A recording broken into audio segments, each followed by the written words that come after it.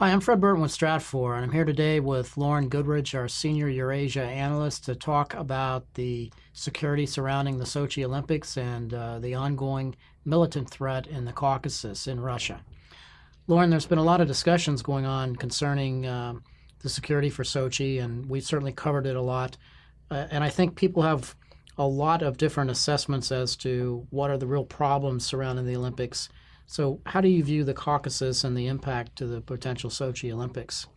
Well, I would start off by saying that the militant threat inside the Caucasus is just nothing new.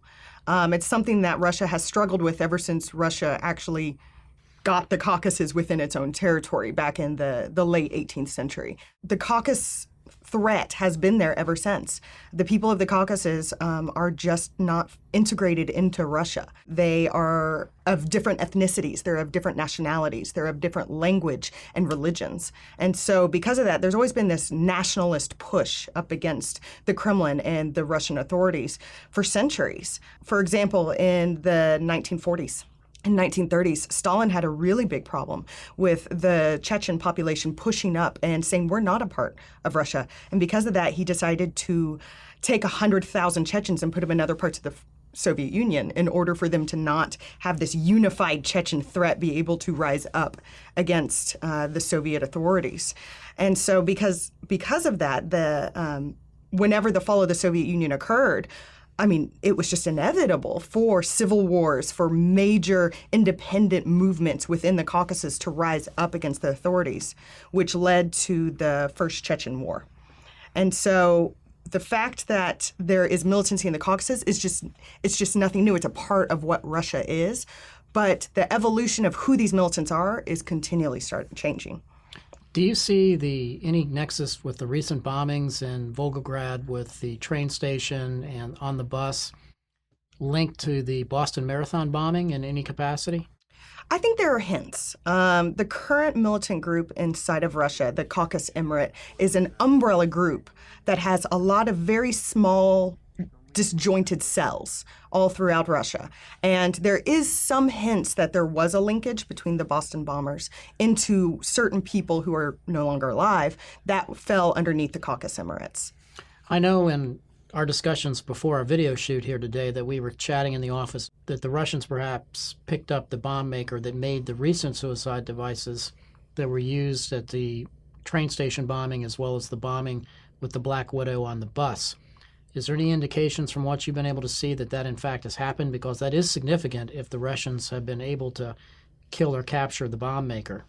It's possible. The Russians have stepped up their raids, not only in Dagestan, which is kind of the hub of the current militant umbrella, but also in Volgograd, where the recent bombings took place.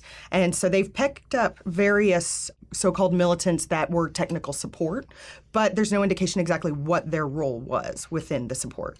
I think there's a lot of confusion on the part of a lot of people in the media surrounding the actual threat there as it pertains to the Chechen militancy. And I think you've got a good explanation as to how Putin has managed that problem.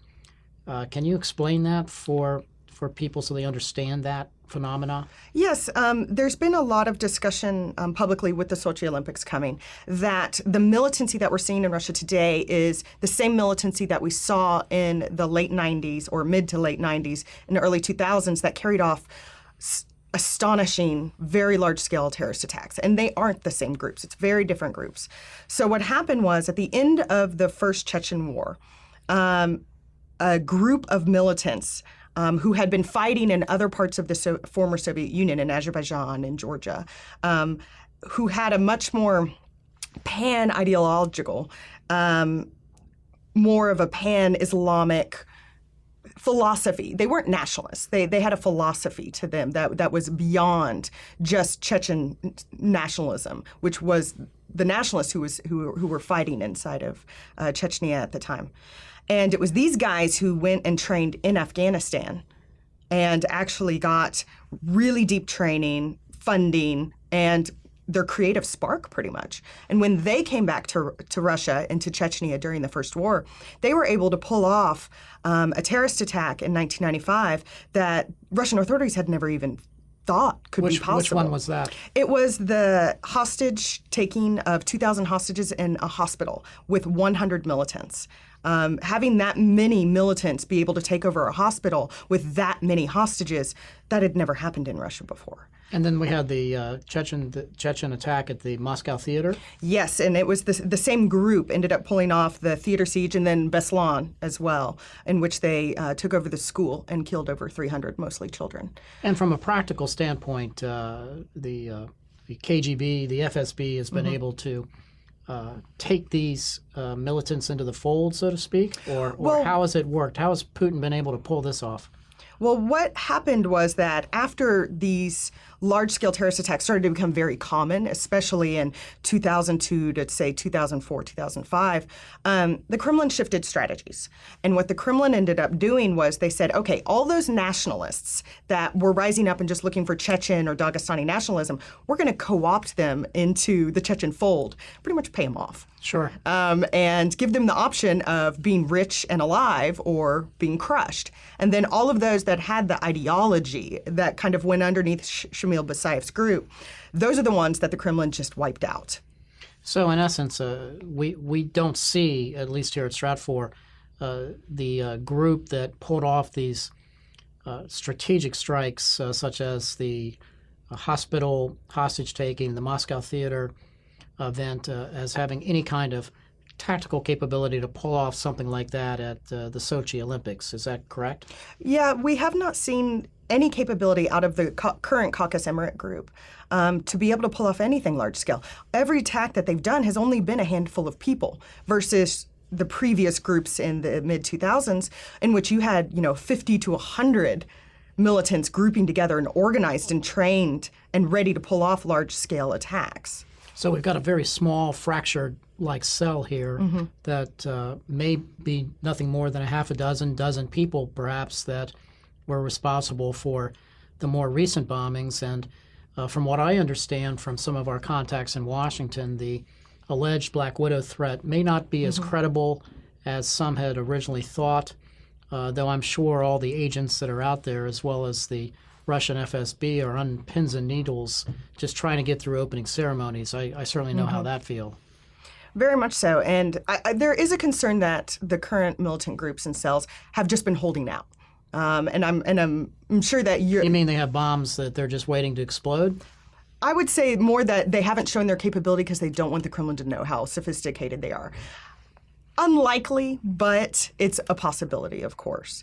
I think that the example that you and I were discussing earlier of the bomb within the foundation that took place in 2004, I think that case I thought was particularly interesting. Yeah, that was a fascinating case where the actual improvised explosive device was embedded in the concrete on the parade stands where Kadyrov had actually seated. And then they were able to blow up the entire event with a very sophisticated bomb. And I think from a protective security standpoint, the challenge in preventing that would be, and I know in the back of the agents' minds will be, have the Russians been capable of screening all the different venues to eliminate that kind of threat? And I know that's a challenge just due to the size and the scope of operations and trying to put one of these things together. But I do think the more probable scenario would be the kind of suicide-type devices that we've seen at soft targets away from the Olympic venues as part of the transportation hub, coming into or leaving that kind of venue. Yes, I agree. And I believe that the transportation hubs pretty far from Sochi, that you have to get into Sochi with. I think that those are the locations that we're more likely going to see an attack. Places like Moscow, Volgograd, St. Petersburg, Kazan, because that's where you come in via train, air, bus. And it's impossible to protect those zones compared to Sochi, which is so heavily fortified. Well, thank you for this fascinating read and bringing us up to date on the militancy there in the Caucasus. For more information, please visit www.stratfor.com.